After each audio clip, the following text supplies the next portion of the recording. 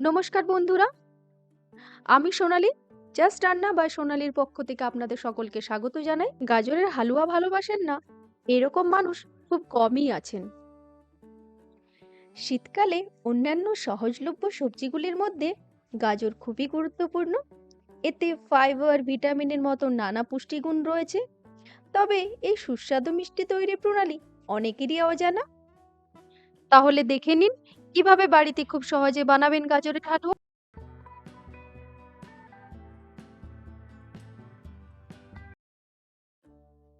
এর জন্য আমি এখানে নিয়ে নিয়েছি 1 কেজি গাজর, যেটাকে আমি ভালো করে ধুয়ে পরিষ্কার করে নিয়েছি।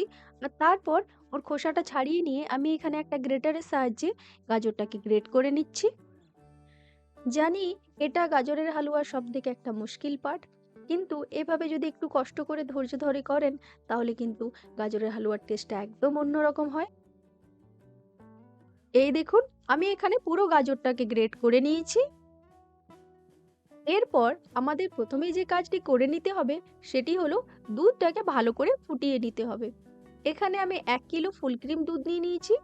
এই দুধটাকে আমরা ততক্ষণ পর্যন্ত ভালো করে ফোটাবো যতক্ষণ পর্যন্ত এটা ঘন না হয়ে যায়, তার মানে হাফ না হয়ে যায়। ততক্ষণে অন্য সাইডে একটা প্যানকে ভালো করে গরম করে ওর মধ্যে দিয়ে দিলাম 1 চা চামচ ঘি।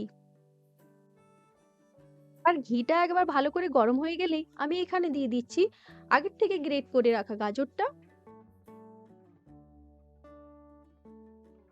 আর এই গাজরটা দেওয়ার পরেই আমরা গাজরটাকে ঘিয়ের সাথে ভালো করে মিক্স করে নেব। তার মানে হচ্ছে এই ঘিয়ের সাথে আমরা ভালো করে গাজরটাকে নেড়ে চেড়ে ভেজে নেব।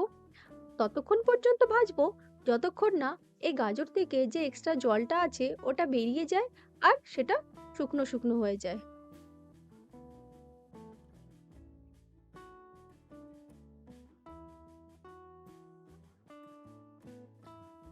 5 থেকে 6 মিনিট এইভাবে নেড়ে চেড়ে নেওয়ার পর প্রায় গাজরের জলটা শুকিয়ে এসছে।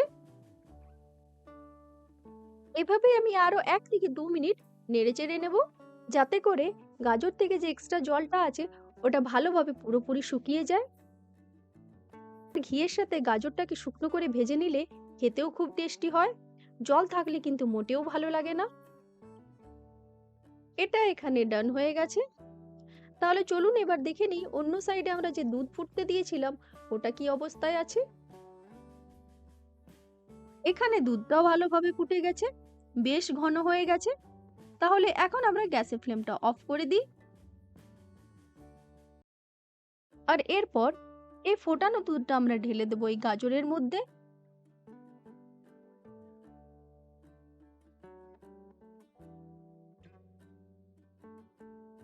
দুধটা দেওয়ার পর গাজরটাকে নেড়ে চেড়ে দুধের সাথে মিক্স করে নেব।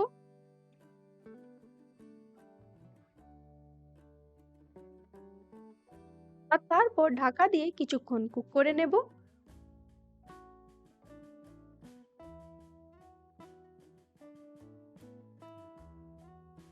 আর 5 মিনিট পর আমরা ঢাকনা খুলে একবার চেক করে নেব। এখানে কিন্তু প্রায় দুধটা শুকিয়ে এসছে। এই অবস্থায় আমি এখানে দিয়ে দিচ্ছি 200 গ্রাম খোয়া। হাত দিয়ে আমি খোয়াটাকে ভেঙে টুকরো করে দিয়ে দিচ্ছি।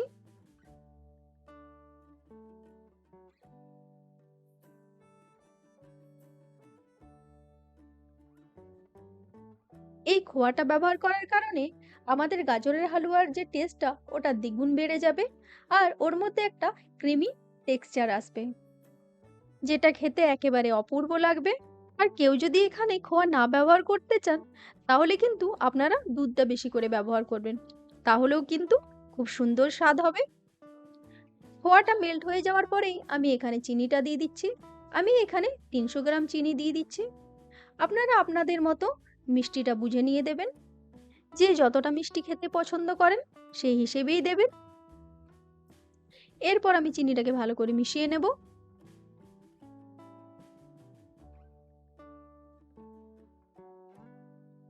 আর এই চিনিটা মেশাতে মেশাতে দেখুন চিনিটা মেল্ট হয়ে কিভাবে জল ছেড়ে দিয়েছে।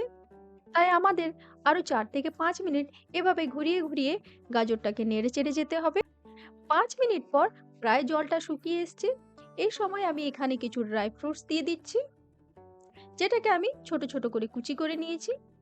এরপর আমি এটাকেও ভালো করে মিশিয়ে নিয়ে এখানে দিয়ে দিচ্ছি হাফ চা চামচ এলাচের গুঁড়ো। আর এই সবটাকে একবার ভালো করে নেড়ে চেড়ে নেব।